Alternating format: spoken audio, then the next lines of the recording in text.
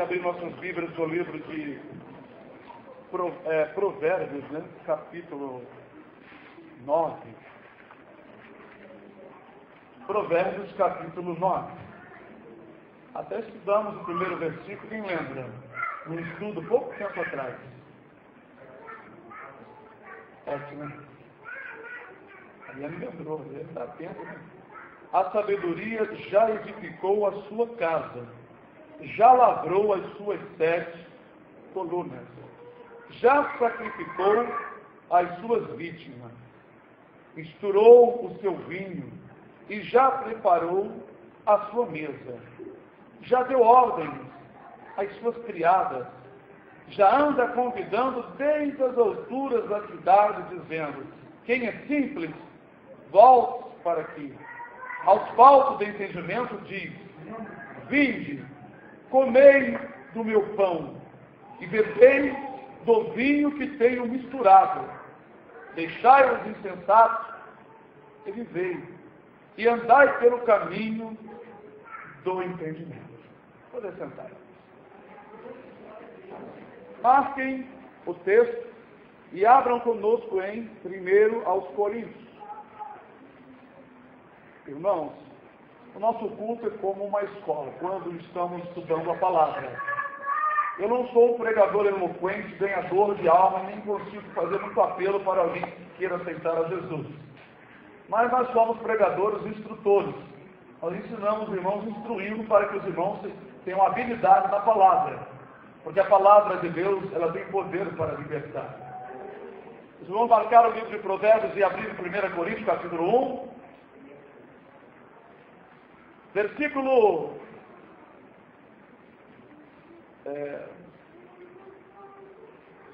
Versículo 23 e 24, que diz: mas nós, acharam, irmão? Mas nós pregamos a Cristo crucificado, que é escândalo para os judeus e loucura para os gregos, mas para os que são chamados, tanto judeus como gregos, lhes pregamos a Cristo, poder de Deus e sabedoria de Deus. Gravado? Na verdade, a pregação do Evangelho, falar de Jesus para um judeu é uma loucura, né? E também para os gregos, porque eles querem evidência. Mas aqueles que Deus chama, Jesus na vida dessas pessoas é poder e sabedoria. Vamos voltar para Provérbios? Vamos lá viajar no tempo? A sabedoria, quem é a sabedoria? Então Provérbios está falando de Jesus. Porque o Espírito Santo que ungiu e usou a pessoa a escrever isso, talvez a própria pessoa na época não sabia. Mas hoje nós sabemos porque o Espírito Santo tem nos revelado. A sabedoria já edificou a sua casa. É uma profecia falando de algo já concluído. Porque no plano de Deus já estava aqui. Tanto é que em Isaías diz assim: eis-me aqui com os filhos que me deu o Senhor. Profecia para o futuro, mas falada como se tivesse sido já concluída naquele presente momento. Eis-me aqui com os filhos que me deu o Senhor. Então, quando diz aqui, a sabedoria já edificou a sua casa, porque na verdade já estava tudo programado, tudo já profetizado, tudo pronto a respeito do sacrifício de Jesus, porque Jesus edificou a sua casa. A qual casa somos nós? Apenas estava sendo composta aos membros, de tempo em tempo. Mas a obra já estava concluída, e Deus estava velando pela sua palavra para fazê-la cumprir, porque não podia falhar. Nem pode e nem vai falhar. A sabedoria já edificou a sua casa, já lavrou as suas 7 colunas. Lavrou as suas 7. Você sabe o que é lavrar, né? O que é lavrar, irmão? Preparar. deixar pronta. Porque a palavra lavrar aqui, né, significa talhar, trabalhar a peça. Vou lavrar uma madeira, vou lavrar uma pedra. Né? Então, a palavra fala que estava concluído. Nós sabemos que as 7 colunas é o que sustenta a casa. E de tempo em tempo, 7 períodos, como já explicamos, em cada período, uma coluna foi colocada para sustentar o povo da época. Como nós estudamos aqui, quem quiser saber melhor, é só entrar na internet e ver um estudo sobre 7. Mais do que o número. Não é? São segredos e mistérios que Deus deixou para o homem. É muito importante o assunto. Bom, então, quando diz que já lavrou suas 7 colunas, algo que estava concluído diante de Deus. Já sacrificou suas vítimas. A primeira vítima a ser sacrificada pelo mundo era quem? Jesus. Depois de Jesus, muitos servos do Senhor foram sacrificados. Mas, na verdade, o texto está falando de uma festa. Já sacrificou suas vítimas, misturou o seu vinho. Aqui está falando como se fazia antigamente. É como se tivesse Deus dizendo, olha, a festa já está preparada, a casa já está pronta, os animais cevados estão preparados, as vítimas já estão sacrificadas, né? Já misturou o seu vinho. Bom, essa parte aqui, no sentido ao pé da letra, como nós falamos, na época tinha dois tipos de misturas de vinho. Talvez vocês não lembram, mas usava-se misturar o vinho ao leite. E usava-se misturar o vinho à água, mas não o vinho embriagante. Porque, segundo a história, isso nós vamos descobrir lendo sobre a história, sobre os costumes, sobre os hábitos daquela época. Para conservar o suco da uva, que nós chamamos suco de uva, mas a Bíblia chama de vinho, porque na Bíblia tem vários estágios de vinho.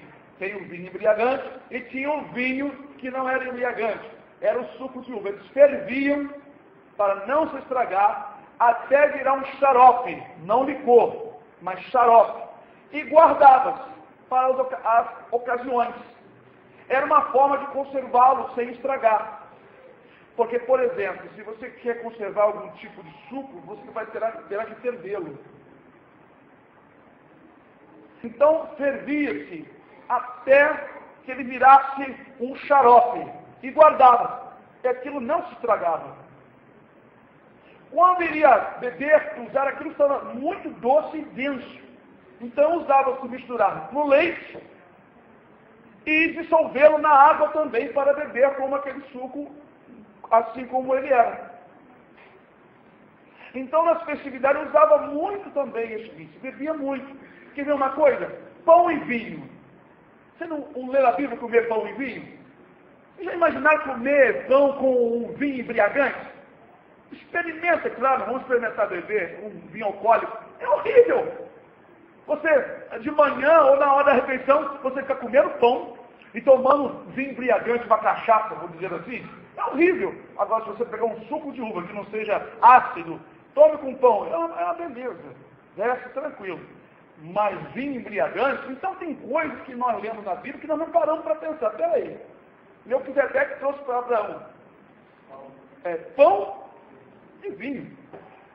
Mas que vinho era aquele? Será que Melquisedeque trouxe um vinho embriagante e pão para ele comer ao mesmo tempo? É horrível. É horrível você tomar, se você for comer qualquer bebida alcoólica, inclusive o vinho, alguns deles, né, o vinho embriagante, eles são um pouco ácidos. E com pão, irmão, não é nada bom. Principalmente, como diz lá, né, vinho e leite. Vinde comprar, sem preço e dinheiro, vinho e leite. Era muito usado o vinho no leite. Mas não vinho embriagante, e nem o vinho sem doce. Um vinho mais denso, mais doce. São coisas que a gente vai aprendendo.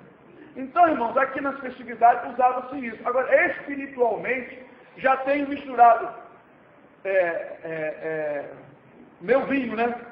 Aqui, já deu ordem às suas criadas, já anda convidando desde outubro. Não, é o versículo 2. Já sacrificou as suas vítimas, misturou o seu vinho e já preparou a sua mesa.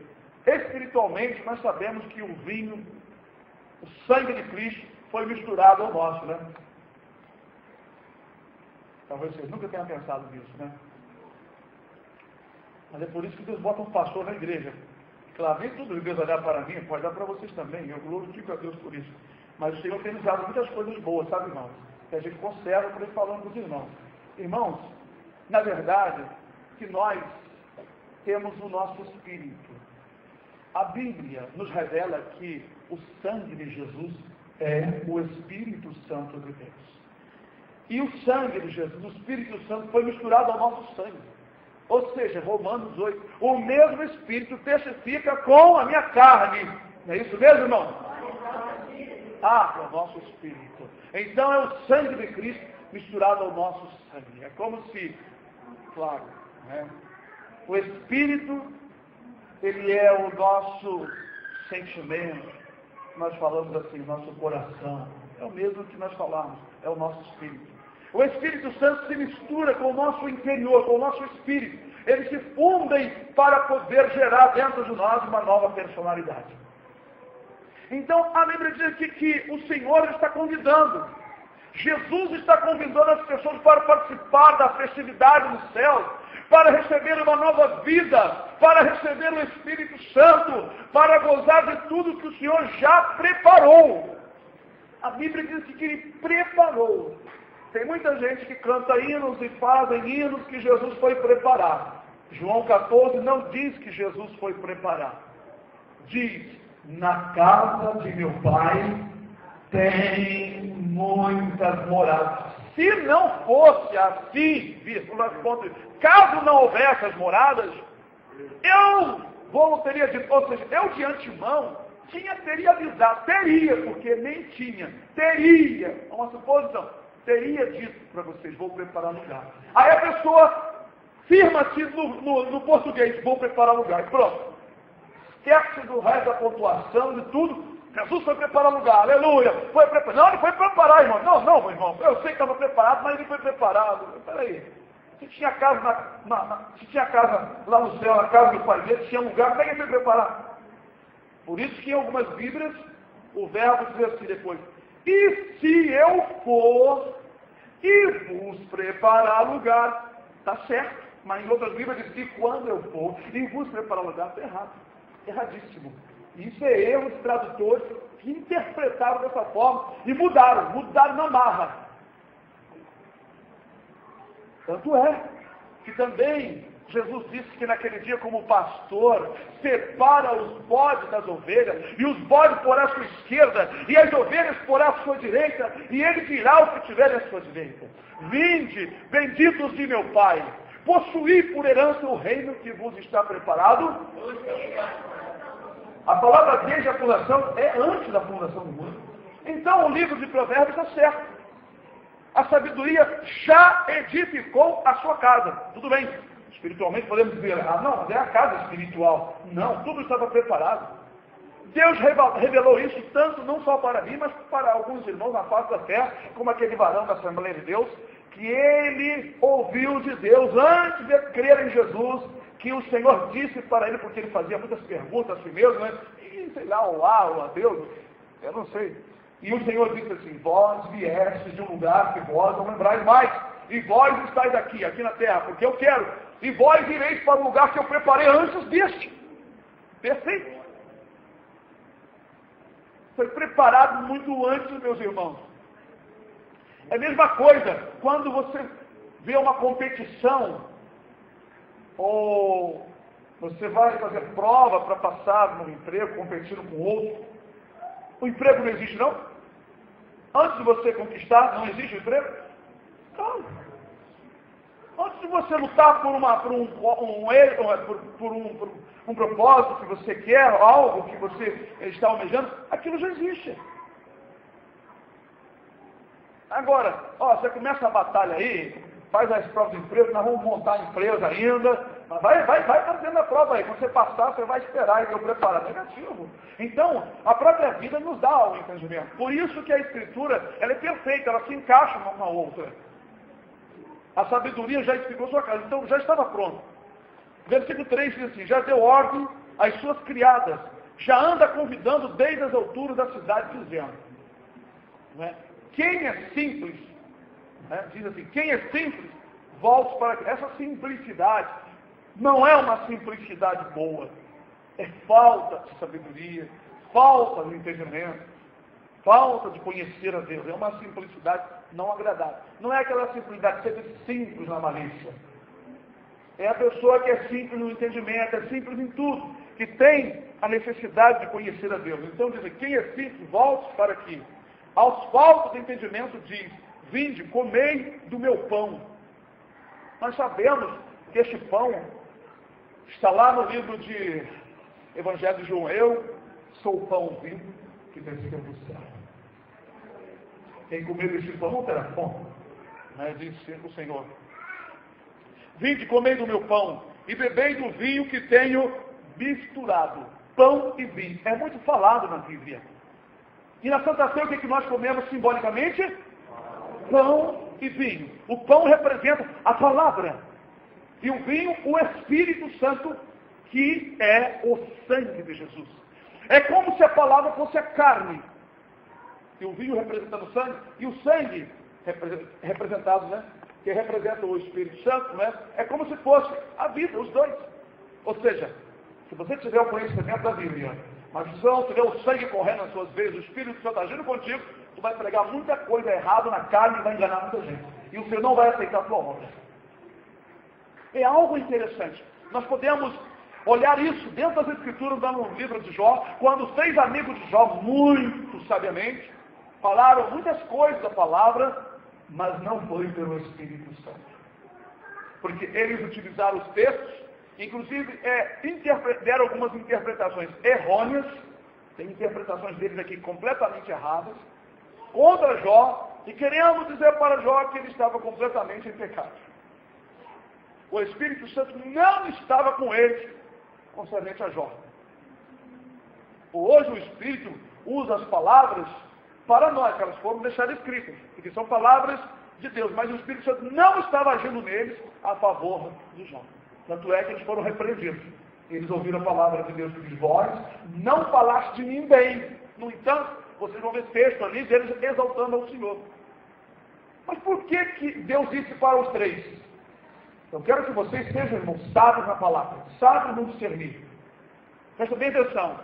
Deus disse para eles, vós não falaste bem de mim como meu servo Jó. No entanto, se os irmãos lerem o livro de Jó, os irmãos vão ler eles falando, exaltando a Deus. Então por que Deus disse, vós não falaste de mim bem como meu servo Jó? O que, Márcio? Da carne. Mais algum... Está certo também. Mais algum outro entendimento do irmão? É porque Jesus estava na vida de Jó. Acabei de citar agora há pouco. Jesus disse assim, que naquele dia vai dizer, a qualquer um desses pequeninos que vocês fizeram a mim. É claro, Jó não podia suportar aquilo sozinho. Sem mim nada podeis fazer. A palavra não vale somente para o Novo Testamento em diante. Deus sempre esteve na vida dos profetas, na vida dos seus servos, para suportar aquelas coisas. Ali estava o Senhor Jesus na vida de Jó. E Jó, na verdade, representa Cristo. Que a glória dele no início era uma, mas no final é 2. Todo o poder lhe foi dado no céu e na terra. E sobre os filhos ali, aquilo tem um significado maravilhoso. 7 filhos e 3 filhas. É muito maravilhoso tudo isso. Então, amados queridos irmãos, o Senhor Deus, Ele está nos ensinando aqui para vocês terem aptidões para usar a palavra, saber usar as Escrituras. Não é?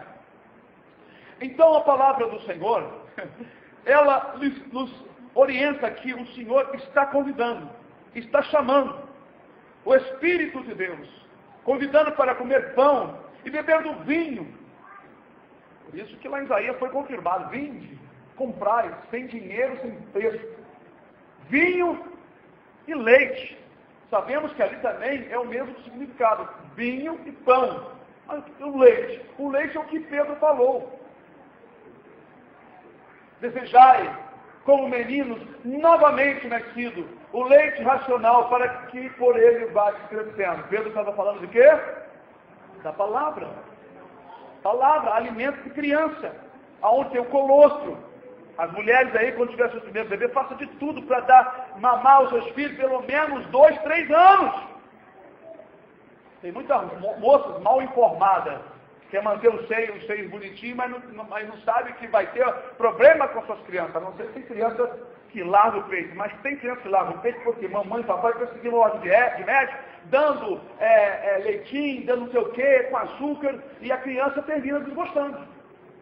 Larga rapidamente. Mas na roça não tinha nada disso. Tinha que mamar o leite do peito, tinha que mamar ali. E tinha esse negócio de choquinha não sei de que, choquinha não sei de mais do que, dá papinho não sei de que, e compra isso. Era leite ali no peito, mama. E as crianças ficavam tudo, era forte. Tem esse negócio não. E o leite racional, é o leite, porque a palavra ração, racional, vem de um alimento compacto, um alimento que tem todos os nutrientes para que a criança não tenha problema de alergias. Criança que não mama muito, sempre teve problema de alergia. Em casa, meus filhos mamaram muito. Não tinha ninguém com negócio de alergia daqui, alergia dali. Ninguém, nada disso. Porque mamaram, porque o leite ele tem. Então Pedro está falando de quê? Pedro está falando de um alimento que cuida, que provê, que defende, que imuniza a criança, o novo convertido dos vírus, da incapacidade de caminhar, da falta de fé, das dúvidas. Então, desejar a palavra, ter vontade de se alimentar da palavra de Deus, você está tomando aquele leite inicial do Evangelho, você vai ficar imune a muitos ataques de Satanás. Mas precisa desejar. Então, vinho e leite em Isaías 55 significa vinho, o Espírito, e o leite, a palavra de Deus. Vinho e leite, a palavra do Senhor. É igual cantar de Salomão. Diz que na boca da mulher tinha o que debaixo da sua língua? Mel e leite. Aí os carnais varões por aí, pastores, não vi um deles ainda falar em cantar Salomão no Espírito. Só falam na carne. Que cantar Salomão é para casais. Ah, meu Deus. Tem misericórdia desses pastores. Nossos irmãos para que se convertam. Leite e mel. Lá o Salmo 19 diz aqui, os juízos do Senhor, sua lei é mais doce do que o mel, do que o favo do mel ou licor. Aleluia. Então, mel e leite representa justamente a palavra de Deus. Tanto aquela leite inicial, o alimento inicial, como o alimento mais sólido, que é o juízo da sua lei. Irmãos, e por que na sua língua? Por quê? Por que na sua língua? Porque é a igreja pregando, é a igreja ensinando. E nos lábios do povo de Deus, nos lábios dos sábios, está um manancial de vida. Tem mel e tem leite. Aleluia. É isso que a palavra nos ensina. Que todo aquele que anuncia a palavra do Senhor, ele é uma fonte agradável, que produz água limpa, pura, e principalmente quando ele fala a verdade. É como se ele fosse essa mulher. Na igreja, na verdade, é essa mulher, cuja boca, sua língua tem leite e mel. Glória a Deus. Vamos lá rapidamente. Puxa, não vai dar para concluir, né? Versículo 6. Deixai os insensatos, pessoa que não tem senso, não tem condição de entender as coisas de Deus. Deixai os insensatos. Deixa essas pessoas insensatas que não têm senso. Afasta-se das pessoas que não têm sabedoria. A Bíblia diz que as más conversações corrompem os bons costumes. Quer crescer? Quer ter uma vida saudável? Quer amar as pessoas? Aparta de pessoas que só falam derrota. Aparte-se de pessoas que só falam em coisa ruim. Pessoas que não vão para frente. Pessoas que são preguiçosas, só pensam em coisa ruim. Aqui diz assim, deixai os insensatos. Aqueles amigos tolos que só vivem o dia todo contando piadinha e falando que não deve. Deixa esse tipo de gente. É o conselho da palavra. Isso está em todas as Bíblias do mundo. Deixai os insensatos e vivei. Quer viver melhor? Deixa aquelas pessoas que não te dão suporte, aquelas pessoas que não te ajudam, aquelas pessoas que não te falam nada para você crescer, só coisas de derrota. Deixai os insensatos e vivei, e andai pelo caminho do entendimento. Então nós vemos aqui a sabedoria sendo anunciada, Jesus anunciando: venham para minha festa. Olha, eu tenho preparado tudo para você. Deixa os insensatos, deixa essas pessoas erradas, deixa essas amizades erradas. Venha para mim. Vocês vão viver, eu já preparei tudo. Agora, ao contrário disso, não vou explanar. No mesmo capítulo, olha, veja o versículo 13. Nós lemos a sabedoria pregando, mas hoje, irmão, vou fazer uma pergunta, antes de nós vermos esse capítulo, esse texto aqui. A sabedoria é Cristo. Mas a sabedoria está sendo anunciada por quem? Pela igreja. Porque Paulo diz que agora Deus opera pela igreja a multiforme sabedoria de Deus. Vamos recitar, irmãos? Que Deus agora opera pela igreja a multiforme sabedoria de Deus. Então a igreja é como uma mulher anunciando. Agora nós vamos ver uma outra mulher pregando. Cuidado com ela. 13 em diante. A mulher louca é alvoroçadora. É simples? Olha, é simples também. E não sabe coisa alguma. E assenta à porta da sua casa ou numa cadeira nas alturas da cidade. Ó, nós lemos coisa parecida lá no início, não lemos? Para chamar os que passam e seguem direito o seu caminho. Cuidado. Você que está no direito, cuidado com essa mulher. Cuidado com ela. 16. O que ela fala? A mesma mensagem que a igreja prega. Quem é simples, volte para aqui, vem cá.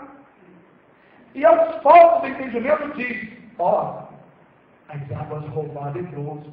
Não tem problema fazer isso não tem nada a ver não. Viu, Rodrigo? Ó, olha a mensagem dela. Ela passa a mão sobre você e diz: olha, as águas roubadas é doce. Não tem problema não, você está precisando mesmo. Mas o pastor, o irmão, a igreja, a mulher louca, eu sou simples, eu preciso de entendimento. Não, eu estou te dando entendimento. Não tem nada a ver não, isso foi coisa do passado.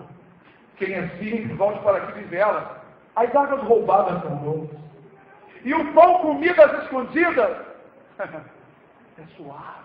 Claro, tudo que é errado, tudo que é roubado, tudo que é pecado é doce no momento, é suave.